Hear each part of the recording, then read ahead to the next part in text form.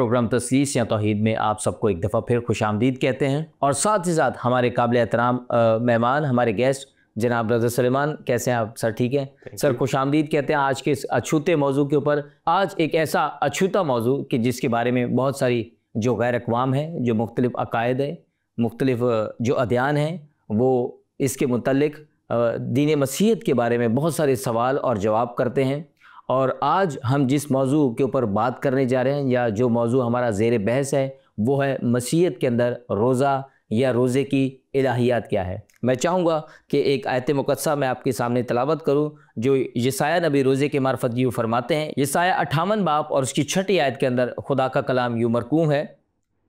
क्या वो रोज़ा जो मैं चाहता हूँ ये नहीं कि जुल्म की जंजीरें तोड़ें और जुए के बंधन खोलें और मज़लूमों को आज़ाद करें, बल्कि हर एक जुए को तोड़ डालें। तो मैं चाहूँगा कि आज हम मसीही रोज़े के बारे में जो किस्से कहानियाँ और जो तसव्वुरात गैर अक़वाम ने घर रखी हैं, मैं चाहता हूँ हम आज रोज़े के ऊपर पहले बात करेंगे कि मसीहत के अंदर रोज़ा क्या है। बहुत बहुत शुक्रिया पादरी साहब, और यकीनन ये एक दिलचस्प और अहमियत का हामिल ये मौजू है रोज़े के हवाले से। अब जहाँ तक उसकी जो गलत फहमियाँ हैं, पहले हम उसको मंजर आम पे लाते हैं, क्योंकि ये जो गलत फहमियाँ हैं या जिसको एतराज़ात कहा जा रहा है, ये गैर मसीहियों में भी और मसीहियत के अंदर भी काफ़ी इसके ऊपर ले दे होती है। मिसाल के तौर पर मसीहियत के अंदर जो हमारे दो बड़े फ़िरके हैं, कैथलिक प्रोटेस्टेंट, उसके अंदर भी जो इलाहियाती एक आप समझ लें एक इलाहियाती तज़ाद या एक इलाहियाती फ़र्क पाया जा रहा है रोज़े को लेकर। कुछ लोग ये कहते हैं कि क्या रोज़े से या किसी भी दीनी अमल से नजात है या नहीं, क्या ये हम पर फ़र्ज़ है या नहीं, और फिर उसका तरीक़ाकार क्या है, क्या ये 24 घंटे का होता है, क्या ये 12 घंटे का होता है, क्या ये मुकम्मल भूख और प्यास का नाम है, या क्या ये पार्शल या बिल्कुल ख़ास किस्म के खानों और पीने से गुरेज करने का नाम है। जैसे अक्सर कहता है कि आग की पकी हुई चीज़ मत खाएं। जी, उस पे या बीच में आप लोग फ्रूट खा लेते हैं, पानी पी लेते हैं। लेकिन ये वो वाली बातें हैं जो ये मसीहियत के अंदर भी ये इसके ऊपर गलत फहमियाँ या इसके ऊपर बहस व तकरार पाई जाती है। और गैर अक़वाम की तरफ से ये भी एतराज़ आता है कि आपका रोज़ा जो है, असल में ये सब लोग ये बात नहीं करते, ये पैदा होती है बात गलत फहमी से। आपने कहा है कि उनके पास जामे तालीम है, तो हम आगे चल के देखेंगे अगर खुदावंद ने चाहा कि उनकी तालीम तो बिल्कुल ठीक है इस मामले में, क्योंकि उनकी तालीम उनको इशारा देती है कि दीगर अक़वाम की तरफ देखें, और वो भी आपसे पहले रोज़े रखते थे। बिल्कुल। लेकिन जो आम लोग हैं, जो इल्म की कमी के बायस या फिर तजर्बा, उनको किसी मसीही से दोस्ती का मौका नहीं मिलता या किसी और मज़हब के लोगों के साथ मौका नहीं मिलता, तो वो सीखते नहीं हैं, और वो जो तासुर एक लेकर चल रहे होते हैं। अब किसी को ये कहना कि अच्छा आपका रोज़ा तो ये है कि आप तवे की पक्की नहीं खाते, उसका मतलब ये होता है कि यार हमारा रोज़ा ज़्यादा मुश्किल है। तो अपने एक दूसरे को ना नीचा दिखाने की बात है, जो कि वैसे ही एक आम अदब अदाब और इंसानियत के ख़िलाफ़ ये बात है, मंतक के ख़िलाफ़ है। और अगर इसमें सच्चाई है भी, यानी कि अगर इसमें सच्चाई है कि मसीही लोग सिर्फ़ कुछ चीज़ों से गुरेज करते हैं, तो तब भी उनको इस बात पर नीचा दिखाना ये भी कहीं की तमीज़ तो नहीं है। कहीं इखलाकी तौर पर ये बात ये भी ठीक नहीं लगती है, क्योंकि ये किसी का मजहबी तर्ज अमल है अगर कोई ऐसा करता भी है तो ये मुख्तलिफ़ किस्म के वो हैं इसके ऊपर एतराज़ात। इलाहियाती तौर पर फिर वही बात आती है कि ये सवाल हमसे पूछा भी जाता है और हम आपस में भी इसको डिस्कस ज़रूर करते हैं कि इसकी जो इसके अहकाम क्या हैं, इसका तरीक़ाकार क्या है, और फिर क्या ये हमारे मज़हब का, हमारे दीन का या मसीहियत का एक लाजमी हिस्सा है या नहीं। इसमें कहीं ना कहीं ये बहस भी आती है कि रोज़ा एक रूहानी अमल, और फिर जो चर्च का बताया हुआ जो लेंट का सीज़न है या जो पाक रोज़ों का सीज़न है 40 दिनों का, जिससे हम अभी गुज़र भी रहे हैं, तो क्या ये सीज़न जो है ये बाइबल से मुताबिकत रखता है, इसकी तारीख़ क्या है, और क्या तमाम मसीहियों को इसके अंदर शमूलियत करना लाजिम है या नहीं। तो ये कुछ बातें हैं। इससे पहले कि हम इस पे आएँ कि मसीही रोज़ा है क्या, मैं ये चाह रहा था कि सारी बातों को सामने लाया जाए, ताकि नाजरीन भी ये जाने कि हमारी जो गुफ्तगू है उसका रुख क्या होगा। अच्छा, सबसे पहली चीज़ जो अभी आपने ज़िक्र किया कि अक्सर लोग कहते हैं कि जो कि आपने बताया कि जो दो दीनी मसीहत के अंदर जो दो फ़िरके आप कह लें जी। या जो मुख्तलिफ जो सोच कह लें दो, कि एक रोमन कैथलिक्स है और एक प्रोटेस्टेंट है। अच्छा, इन दोनों के बीच में एक तज़ाद है रोज़े को लेकर। अक्सर औक़ात हम कुछ ऐसे लोग हैं जिनके मुँह से हम सुनते हैं कि ग़ालिबन बाइबल मुक़द्दस के अंदर ऐसी कोई तालीम नहीं है कि जिसके अंदर रोज़ा जो है वो मुकर्रर किया गया है या रोज़ा जो लाजिम करार दिया गया है। और इसी को लेके चूँकि जब वो बातें बाहर जाकर करते हैं तो गैर अक़वाम को फिर इस चीज़ का मौका मिलता है कि आया रोज़े की कोई बाकायदा तालीम है जिसके ऊपर हुक्म दिया गया हो कि रोज़ा रखा जाए। क्योंकि जब हम देखते हैं कि इंजील मुक़द्दस के अंदर कि जब अच्छा जो दो मुख्तलिफ जो अकायद के लोग मसीहत के अंदर जो पाए जाते हैं, रोमन कैथलिक्स और प्रोटेस्टेंट, अच्छा इनके बीच में भी रोज़े की अहमियत को लेकर एक तज़ाद हम देखते हैं कि कुछ लोगों का ये मानना या कहना या तसव्वुर है कि शायद बाइबल मुक़द्दस में रोज़े की कहीं कोई पाबंदी नहीं हमें दर्ज आती, क्योंकि मसीह के कफ़ारा के बाद हम आज़ाद हैं, तो अब हम आज़ादी से हमारा दिल करता तो हम रखेंगे, नहीं करता तो हम नहीं। लेकिन जब हम बाइबल मुक़द्दस की रोशनी में देखते हैं और ख़ासकर जब अनाजील की तरफ हम देखते हैं तो लूका रसूल की मार्फत लिखी गई इंजील मुबारक उसके 5वें बाब के अंदर कि जब फ़क़ी फरीसियों ने जनाब मसीह से सवाल किया कि यहूदी भी रोज़ा रखते हैं और यूहन्ना बपतिस्मा देने वाले की शागिर्द भी रोज़ा रखते हैं, लेकिन तेरे शागिर्द रोज़ा क्यों नहीं रखते? तो वहाँ जनाब मसीह ने बड़ी खूबसूरत आयत मुक़द्दसा फरमाई और उन्होंने कहा कि दुल्हा जब तक उनके साथ है तो वो क्यों कर मातम करेंगे या रोज़ा रखेंगे, लेकिन वो वक्त आएगा कि जब दुल्हा उनसे जुदा होगा और वो रोज़ा भी रखेंगे और वो मातम भी करेंगे। और हम अगले जब हम अमाल की किताब में चलते तो वहाँ पर खूबसूरत इसकी तालीम मिलती है कि बारहा शागिर्दों ने, पौलुस रसूल ने, पतरस ने रोज़ा रखा, दुआ की और कलीसिया को और बुज़ुर्गों को उन्हें बरकत दी। तो मैं चाहूँगा इसके ऊपर हम थोड़ी सी तफसीलन बात करें कि ये तज़ाद क्यों है। क्या ये तालीम का फुकदान है या ये उस अप्रोच का फुकदान है कि जो हम ना चाहते हुए भी नहीं करते? जी, ये आपने दुरुस्त निशानदेही की है। ये तालीम का फुकदान है और ये ज़्यादातर उस पे आ रहा है जिस कैटेगरी को हम कहते हैं कि ले पर्सन्स, यानी कि वो लोग जो पादरी, बिशप या थियोलॉजन या इलाहियात के माहिरीन नहीं हैं। अगर आप किसी भी मसलक के, मसीही मसलक के किसी भी आलिम से पूछेंगे या किसी भी मसलक के जो सरबराह से पूछेंगे तो आप देखेंगे कि ज़्यादातर एक आपको यूनिटी मिलेगी, आपको उनकी आरा के अंदर यगानगत मिलेगी। ये ज़्यादा बहस होती है ना, ये ज़्यादा होती है आम लोगों के अंदर जो कि थोड़ी तालीम लेते हैं, लेकिन वो उसके अंदर मैंने वही बताया कि एक दूसरे को रूहानी तौर पर या मजहबी तौर पर एक दूसरे को नीचा दिखाने की बात है। और अच्छा, इसमें दोनों बातें, यानी कि जो पूरा रोज़ा रख रहा है, जो भूख प्यास बर्दाश्त कर रहा है 24-24 घंटे, तो वो समझ रहा है कि मैं उससे अफजल हूँ जो सिर्फ कुछ चीज़ों से गुरेज कर रहा है। जो कुछ चीज़ों से गुरेज कर रहा है वो इस बात पे फ़ख्र कर रहा है कि हमारे यहाँ एक लिबरल या एक बहुत अच्छा इंसान दोस्त नज़रिया है रोज़े को लेकर, जो कि मेडिकल साइंस से भी साबित होता है कि अब आप 24 घंटे का ना रखें बल्कि आप इंटरमिटेंट या आप कुछ चीज़ों से गुरेज करें। तो दोनों इस तरह, तो इसका मसला जो है ना ये ज़्यादातर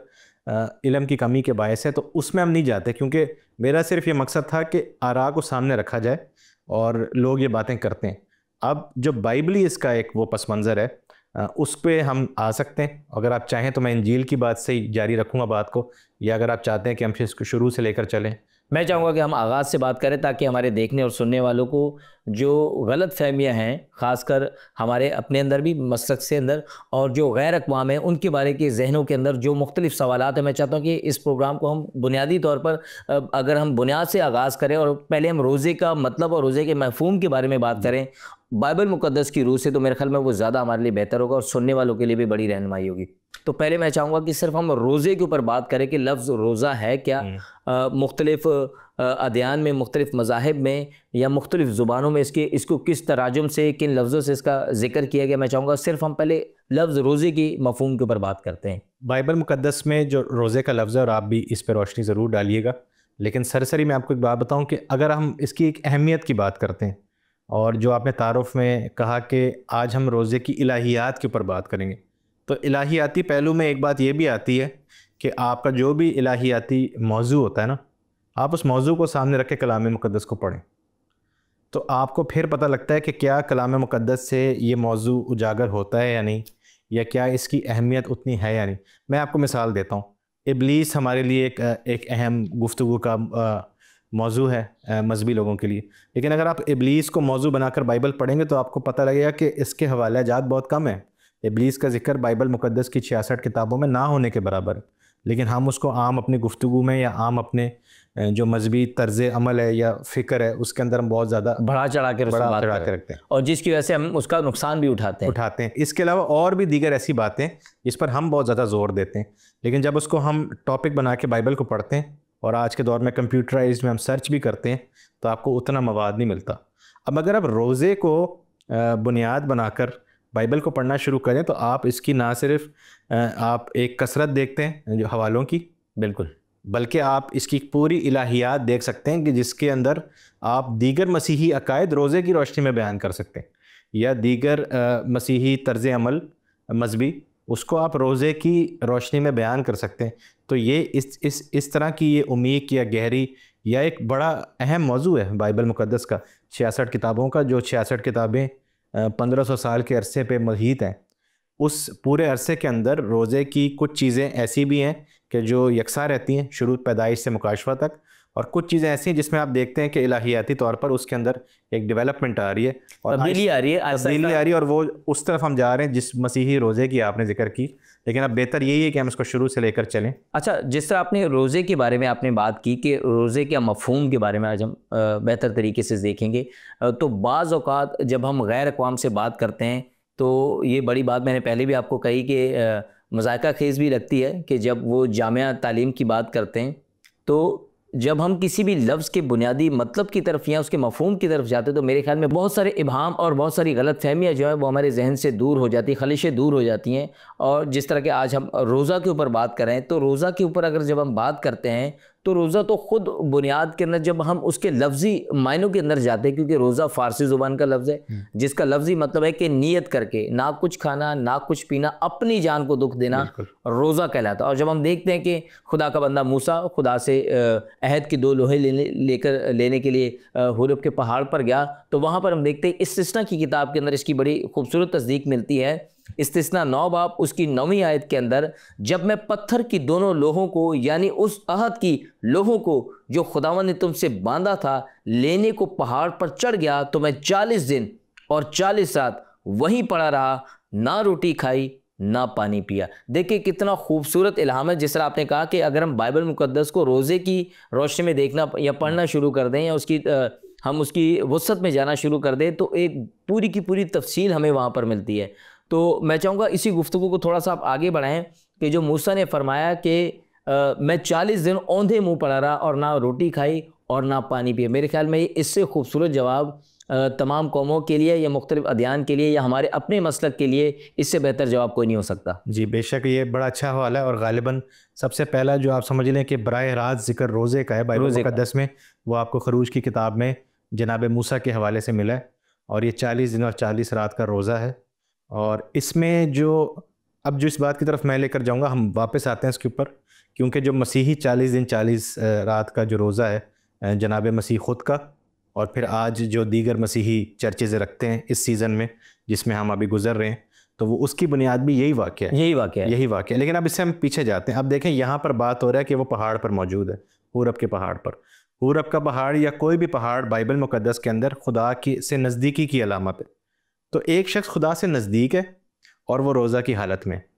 ठीक है। तो एक तो ये इससे गलत फहमी आपकी दूर होती है कि अक्सर औक़ात हम बात करते हैं कि रोज़ा का मतलब ये है कि खुदा को मनाना या कोई मन्नत अपनी पूरी करना या खुदा से दूरी का जब आपको एहसास होता है, वो भी ठीक है अपनी जगह, लेकिन वो इसके दूसरे पहलू में आता है। रोज़े के अंदर खुदा से ज़रूरी नहीं है कि दूरी हो, नज़दीकी भी हो सकती, शुक्रगुजारी भी हो सकती है। इस पर भी मैं आपको, जब हम शरीयत में आगे चलेंगे और जो कफ़ारे के दिन वाला रोज़ा है उसमें हम शुक्रगुजारी का अंसर भी देखते हैं। लेकिन अब मैं आपको और पीछे लेके जाना चाहूँगा। बाग़ अदन में जब खुदा इस दुनिया को बनाता है तो वहाँ लिखा है कि जब खुदा ने सबको बनाया, जानवरों को, इंसानों को, परिंदों को, हशरातुल अर्ज़ को, तो उसने सबको खुराक मुहैया की। इसके बाद हम आते हैं जनाब मूसा के दौर में, जब बनी इसराइल जो हैं वो दश्त सीना में 40 साल की मुसाफत कर रहे हैं, तो उसमें भी खुदा उन्हें मन मुहैया करता है आसमान से। और दीगर जगह हम देखते हैं कि खुदा अपने लोगों को गैब से या अपने ख़जानों से रोटी मुहैया करता है। मसीह के भी बहुत सारे ऐसे मौजज़ात हैं कि जब वो लोगों को खाना मुहैया करता है, 5000 लोगों को खिलाना जो सबसे बड़ा उसका मौजज़ा है। अब इस सारी बातों के अंदर आप देखें कि जैसे खुदा ने आदम को बाग़ अदन में रखा और उसको कहा तू सब कुछ खा सकता है, और उस पर कुछ शराइत रखी कि तू ये वाले पेड़ का फल नहीं खा सकता। फिर जब ये बनी इसराइल कौम रेगिस्तान में थी, दश्त सीना में थी, तो उनसे कहा था कि आप मन खाएं, रोज़ खाएं, लेकिन इसको जमा करके ना रखें। तो खुदा की दीवी जो बरक़ात हैं, जिसमें ख़ुसूसन आज हम रोटी की बात करेंगे क्योंकि रोज़े की बात, तो उसके साथ उसके कुछ अहकाम भी हैं। जब आप उस अहकाम को और रोटी को साथ लेकर चलते हो तो फिर आप रूहानी और जिस्मानी तौर पर दोनों से आप नशोनुमा पाते हो, और ख़ुदा जो आपको ज़िंदगी की भरपूरी देना चाहता है वो आप उसको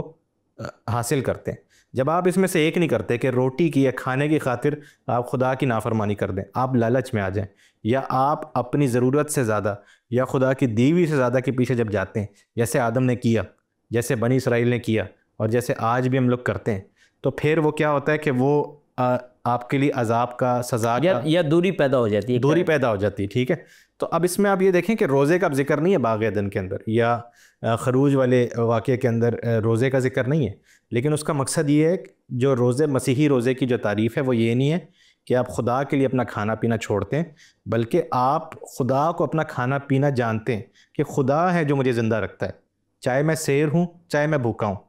ये खुदा है। यानी कि देखिए जब हम मैं आपकी बात को आगे लेकर चलूँगा, क्योंकि देखिए जब हम अंजील मुक़द्दसा का जब हम बग़ौर ख़ास मुतालिया करते हैं, और लूका रसूल की मार्फत लिखी गई इंजील मुबारक उसके चौथे बाब, और मत्ती रसूल की मार्फत लिखी गई इंजील मुबारक उसके इन चौथे बाब के अंदर, इन दोनों जगहों पर जनाब मसीह ने जो 40 रोज़ का फ़ाका किया, तो वहाँ पर हम देखते हैं कि जब इब्लीस उन्हें आज़माने आया तो उसने क्या फरमाया कि अगर तू खुदा का बेटा है तो इन पत्थर से कह कि रोटी बन जाए। तो जनाब मसीह ने कलाम से उन्हें उसको जवाब दिया और क्या फरमाया कि बल्कि आदमी सिर्फ रोटी ही से नहीं जीता रहेगा, बल्कि हर एक बात से जो खुदा के मुंह से निकलती है। तो बात वही जो आप अभी जिसका आप जिक्र कर रहे थे कि रोटी, मसीहत के अंदर रोटी का अंसर जो है वो रोज़े के अंदर इतनी अहमियत नहीं रखता, क्योंकि जब हम पुराने अहदनामा से नए अहदनामा तक देखते हैं तो कहीं पर भी बहुत ज़्यादा इस चीज़ का जोर नहीं दिया गया मसीहत के अंदर के रोज़ा करके 24 घंटे, 72 घंटे या कुछ घंटे के बाद जब आप खुदा के हुज़ूर आएंगे तो आपने बहुत सारे अनाज को या खोरिश को आपने जमा करना अपने लिए, जबकि इसके बरअक्स जो बाइबल मुक़द्दस इसका तसव्वुर बताती है वो बड़ा खूबसूरत तसव्वुर बताती है कि खुदा से नज़दीकी हासिल करने के लिए। और इसमें ये कि आप मतलब कहने का मकसद ये है कि मैं दोहराना चाहूँगा इस बात को कि खुराक असली खुदा है, खुदा की ज़ात है, वो आपको ज़िंदा रखती है, वो ज़िंदा रखती है। क्योंकि बहुत सारे लोग दुनिया में हैं जो आप जो सेहत है वो ऐसी एक नाजुक चीज़ है कि अमीर से अमीर बंदा, आसूदा से आसूदा बंदा, फिट से फिट बंदा भी जब उसकी सेहत ख़राब होती है तो वो इसके काबिल नहीं रहता। इस तरह की बीमारी है कि आप खुराक ले ही नहीं सकते, खुराक नहीं ले सकते, आपका जिस्म जो बना ही खुराक के लिए वो उसको ले ही नहीं सकता। तो खुदा ना करे किसी पे वक्त आए, लेकिन मैं एक मिसाल के तौर पर दे रहा हूँ कि चाहे आप पे वो वक्त आया हुआ है या चाहे आप पर ऐसा वक्त आया हुआ है कि आप रोज़ जो है वो शाही खाना खा रहे हैं, इन दोनों सूरतों में जो मसीही ईमानदार है वो अपने जहन में और अपने तर्ज अमल में सोचे कि असल में तो खुदा है जिसने मुझे ज़िंदा रखा हुआ है। अगर वो इस बात को जानता है तो वो पूरे साल एक तरह से रोज़े की हालत में मौजूद है, क्योंकि जैसे आपने कहा कि वो जमा करने को या खाने के लिए ज़िंदा नहीं रहता जैसे कहते हैं, या किसी भी जो दुनियावी इल्लत है या दुनियावी ख्वाहिशात हैं उसके लिए नहीं जीता, बल्कि उसका सारा ध्यान इस बात पर होता है कि खुदा ने ही मुझे ज़िंदा रखा है और मैं अपने आप से कुछ नहीं कर सकता। रूहानी परवरिश के लिए बड़ी खूबसूरत ये प्रैक्टिस आप कह लें या एक एक्सरसाइज कह लें, रूहानी परवरिश के लिए या रूहानी बलोगत में बढ़ने के लिए रोज़ा का जो मफ़हूम है वो हम मसीहियों के लिए बड़े वाज़ेह है। बिल्कुल कि जब लोग खुदा से दूर हुए तो उन्होंने इस चीज़ को लाजिम समझा। जैसे हम नैनमा की मिसाल देख लें कि जब खुदा ने नैनमा की तरफ निगाह की तो हर तरफ बदी और गुनाह था। बिल्कुल। तो खुदा ने यूना नबी को वहाँ पर मुकर्रर किया और किस तरह खुदा ने मछली के पेट में 3 दिन उन्हें रखा, और जब वहाँ पर वो गए खुदा के अहकाम के मुताबिक, खुदा के हुक्म के मुताबिक जब वो वहाँ पर पहुँचे तो हम देखते कि 1,20,000 की वो कुल आबादी का एक शहर था, लेकिन बदी और गुनाह से भरा हुआ था। तो वहाँ पर एक खूबसूरत हम चीज़ देखते हैं कि वहाँ पर कि जब बादशाह तक वो तौबा का कलाम पहुँचा जो यूना नबी की मार्फत खुदा ने दिया था, तो क्या बादशाह से लेकर अदना तक हम वहाँ पर एक खूबसूरत एक मिसाल देखते हैं कि वहाँ पर लोगों की प्यास की, भूख की, अच्छा वहाँ पर रूहानी भूख प्यास या जिस्मानी भूख प्यास नहीं, वहाँ पर रूहानी भूख प्यास है, क्योंकि वो इस चीज़ को जान गए थे कि खुदा अब हमसे नाराज़ हो चुका है और खुदा अब हमें कत्ल करने के दर पर है। लेकिन वहाँ पर एक खूबसूरत खुदा की मोहब्बत की तस्वीर हमें मिलती है कि जब बादशाह से लेकर अदना तक सब ने टाट ओढ़ा, राख के ऊपर बैठ गए और उन्होंने खुदा से फरियाद की, मिन्नत की। और वहाँ पर भी हमें कुछ जिस्मानी रोटी का जिक्र नहीं मिलता या जिस्मानी खुराक का जिक्र नहीं मिलता, बल्कि उसके बरक्स वो एक रूहानी पुख्तगी चाहते थे, खुदा से एक रूहानी वाबस्तगी चाहते थे कि जो वो रिश्ता, या जैसे हमने आगाज़ में बात की कि ये खुदा के साथ एक ताल्लुक़ को बहाल करता है रोज़ा। तो मसीहत के अंदर रोज़ा जो है वो खुदा के साथ ज़ाती ताल्लुक़ को बहाल करता है, बल्कि उसे मजबूत भी करता है। मजबूत करता है, या उसका सबूत है, उसका सबूत मेरा ताल्लुक़ खुदा के साथ है। और फिर खुदा अपने निशानात को भी जाहिर करता है। लेकिन बुनियादी तौर पर यही है कि देखें, मैंने कुछ खाया नहीं है 24 घंटे से, लेकिन मैं उसी तरह चल रहा हूँ जैसे मैं चलता अगर मैं खाता। क्यों? क्योंकि खुदा मुझे चला रहा है। तो ये अपने आप को भी बताना और एक तरह से दुनिया को भी दिखाना। हालांकि हमारे यहाँ कहा जाता है कि बताएं नहीं आप किसी को कि आप रोज़े की हालत में, लेकिन आप दिखा रहे होते हैं, अपने अमल से दिखाते हैं। सबूत जो होता है, जब हम ईमान के दलाइल की बात करते हैं तो दलाइल मंतकी नहीं है मसीहियत के, वो ये हैं कि आप रोज़े की हालत में हैं और आप अपने आप को भी और अपने लोगों को भी ये सिखा रहे हैं कि हम खुदा के ऊपर अपना इन्हिसार कर रहे हैं। अब वो इन्हिसार तब भी होता है जब हम खाना खा रहे होते हैं, या जब हम दवा ले रहे होते हैं, या हम किसी किस्म के इलाज से गुजर रहे होते हैं, या हम बिस्तर पे आराम कर रहे होते हैं, तब भी खुदा है जो आपको ज़िंदा रखे हुए। और जब आपको ये सारी आसाइशें या सहूलियात मैसर नहीं है, तब भी जो है खुदा आपके साथ है, और खुदा ही है वो जो आपको ज़िंदगी बख्शता है, क्योंकि खुदा ही ज़िंदगी का सरचश्मा है। बिल्कुल। और जिस तरह भी आपने जिक्र किया कि दिखाना नहीं चाहिए, और मसीहत के अंदर नाज़रीन इस चीज़ को जहन में रखिए कि मसीहत एक ऐसा आलमगीर दीन, एक ऐसा आलमगीर ईमान है कि जिसके मानने वाले जब रोज़ा रखते हैं, और ये बाइबल मुक़द्दस की सदाकत है कि हम गैर अक़वाम की तरह ना तो नगारा बजाते हैं और ना ही अपनी सूरत को बिगाड़ कर लोगों के ऊपर इस चीज़ को अयां करते हैं कि शायद मैं रोज़ादार हूँ। और जनाब मसीह ने ख़ुद इसकी बड़ी खूबसूरत तस्दीक की थी। मत्ती रसूल की मार्फत देखिए कि इंजील मुबारक उसके 6 बाब उसकी 16वीं आयत के अंदर जनाब मसीह ने ख़ुद फरमा दिया था कि जब तुम रोज़ा रखो तो रयाकारों की तरह अपनी सूरत उदास ना बनाओ, क्योंकि वो अपना मुंह बिगाड़ते हैं ताकि लोग उनको रोज़ादार जाने। मैं तुमसे सच कहता हूँ कि वो अपना अजर पा चुके। यहाँ पर देखिएगा कि वो लोग जो मुंह को बिगाड़ते हैं रोज़ा रख कर, तो यहाँ पर खुदा ने उन लोगों को रयाकार कहा है। बिल्कुल। तो क्या कहेंगे आप इसके बारे में, जनाब मसीह के इस खूबसूरत कॉल के बारे में? हाँ जी, और ये जो रयाकार है, ये आज के दौर में तो एक बड़ा आम सा लफ्ज़ है हमारे लिए, क्योंकि हम जिस माशरे में रहते हैं या जिस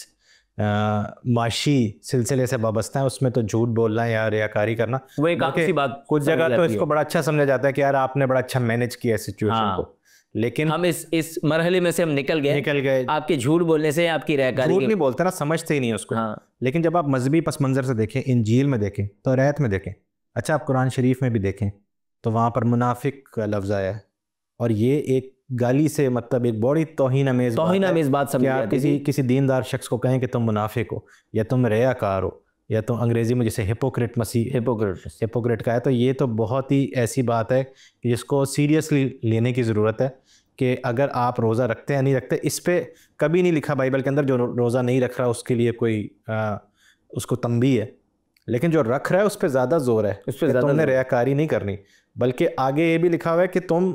अपना जो आम दिनों से ज़्यादा बेहतर तैयार हो कि सर पे तेल मल के बाहर निकलो, मुंह धो, सर के ऊपर तेल लगा। जैसे मतलब अगर आपकी आम जिंदगी में बदहाली है, तो जिस दिन रोज़ा रखे उस दिन ज़्यादा आप एक्टिव नज़र आओ। ये बिल्कुल उलट बात है। तो मैं वही कह रहा हूँ कि ना सिर्फ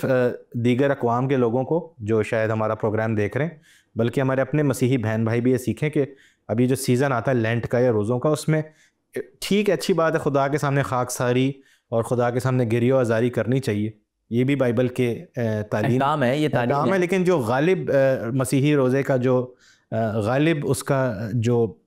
नज़रिया है वो शुक्रगुजारी, वो खुदा के पर तवक्कुल, और उसमें कहीं ना कहीं खुशी की भी बात। अब एक शख्स जो तेल लगा के सर पे निकल रहा है दुनिया में, तो वो कुड़ नहीं रहा, एक तो रियाकार नहीं है, और दूसरी बात ये है कि वो अपनी ज़िंदगी में खुशहाल है। असल में जो भूखा है क्योंकि वो खुदा के साथ चल रहा है तो वो खुशहाल है। और असल में भी हम ये देखते हैं कि इतनी अमवात या इतने मसाइल खाने से नहीं होते, मतलब कम खाने से नहीं होते जितना ज़्यादा खाने से होते, जितना ज़्यादा खाने। ये मेडिकल साइंस भी इस चीज़ को, इसकी वजाहत करते हैं। जब हम डॉक्टर्स के पास जाते हैं तो वो इस चीज़ के लिए तंबीह करते हैं कि सुबह का नाश्ता आप बेहतर करें, दोपहर का खाना आप थोड़ा सा कम तादाद में लें, और रात का खाना बिल्कुल ऐसे खाएं कि जैसे कोई आपने कुछ खाया ही ना हो, बिल्कुल, ताकि आपका जो मैदा है वो ज़्यादा उसको डाइजेस्ट करने में उसको इशू ना हो। तो ये बड़ी खूबसूरत बात की ग़िज़ा के हवाले से, और हम हमारी जितनी भी गुफ्तगू शनीद इस वक्त चल रही है उसमें जो मफ़हूम हमारा चल रहा है वो हम ग़िज़ा को ज़्यादा अहमियत नहीं दे रहे, क्योंकि बाइबल मुक़द्दस का जो रोज़ा है वो ग़िज़ा को अहमियत नहीं देता दीगर अदयान या दीगर अकायद की तरह के शाम को बड़े बड़े दस्तरखान सजे ऐसा, क्योंकि हमने खुद देखा है अपने घरों के अंदर आज तक कि जब भी कभी रोज़ा होता है तो दुआ के ऊपर बहुत ज़्यादा इन्हिसार होता है, क्योंकि दुआ और रोज़े का एक बड़ा गहरा तालमेल है। ये ऐसे ही है कि जैसे एक शख्स जो करीबुल मर्ग हो और खुदा उसके नथरों के अंदर ज़िंदगी का दम फूंक दे, तो रोज़ा और दुआ जो है वो दोनों का आपस में बड़ा तालमेल है। और जहाँ कहीं भी आप पुराने अहदनामा से लेकर नए अहदनामा तक देखें तो जहाँ जहाँ खुदा के लोगों ने, खुदा की कौम ने रोज़ा रखा है वहाँ पर दुआ उन्होंने लाजमी की है। बिल्कुल, पूरा पूरा दिन 24-24 घंटे 48, जैसे हम दाऊद नबी की मिसाल देखते हैं कि जब बदसबा से उसका बेटा हुआ तो वो 7 रोज़ तक औंधे मुंह गिरा रहा। सो हम यहाँ पर देखते हैं कि दाऊद नबी जो है खुदा का बंदा जो वो औंधे मुंह गिरा रहा और 7 रोज़ तक उसने दुआ की, रोज़ा रखा और साथ में दुआ की। सो बहुत शुक्रिया ब्रदर सुलेमान आपकी आमद का, आपके वक्त का। नाजरीन, जैसा कि आज अपने बड़ी तफसील से मसीही रोज़े के बारे में जाना कि मसीहत के अंदर रोज़ा क्या है, उसकी अहमियत क्या है, और जो दीगर अदयान, दीगर मज़ाहिब जो रोज़े के बारे में मुख्तलिफ राय रखते हैं और ख़ासकर मनफी राय रखते हैं, उनके लिए आज का ये प्रोग्राम मशरे राह होगा। मैं चाहता हूँ कि आप इस खुदा के कलाम को देखें, सुनें, समझें और गैर कौमों तक इस पैगाम को लेकर जाएं। आने वाले एपिसोड के लिए मैं आपका शुक्रगुजार रहूँगा और आने वाले वक्त के लिए भी हम खुदा की शुक्रगुजारी करें। जहाँ रहें खुदा उनमें खुश रहें और खुदा आप सबको बड़ी बरकत दे। शुक्रिया।